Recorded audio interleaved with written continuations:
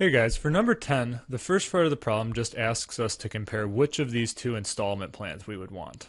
All right, so I've diagrammed out my problem here. You should do the same diagram with yours, just to help you do it.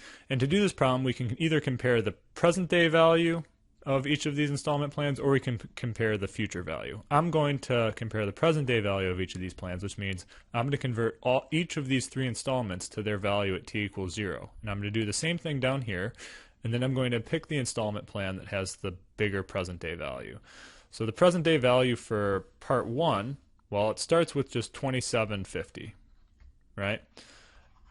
And then the present day value of this installment is going to be 3200, and then by the equation in the other video, I'm going to be dividing this by e to the 0.0537, my rate, times 1, the number of years that have elapsed. I'm going to do the same thing with the next one, 3700 divided by e to the 0.0537 times 2.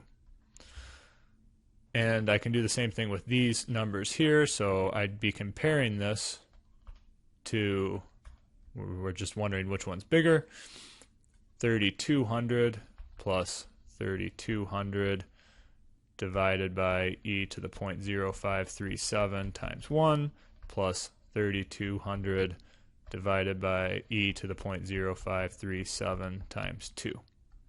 Okay, so how you do part 1 is you solve what this side is, solve what this side is, and pick the one that has the bigger present day value.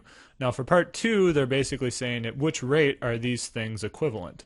So we no longer know this 0.0537, right? We can get rid of this, and instead it's going to have an unknown, and we want those two things, each of these sides, to be equal. So the way we can do this, at least set up the equation, right, is we can delete all these 0.0537s and just put in x's.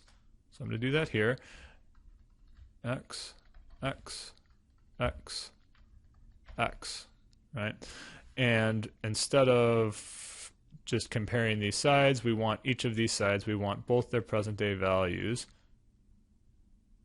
to be equal, right? And so when we type this into our calculator, we can take note that dividing by e to the x is the same thing as multiplying by e to the negative x. Dividing by e to the x times 2 is the same thing as multiplying by e to the negative 2x.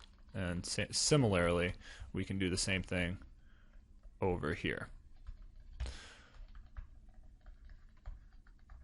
And so we're just going to want to figure out a way to solve this equation for x in our calculator.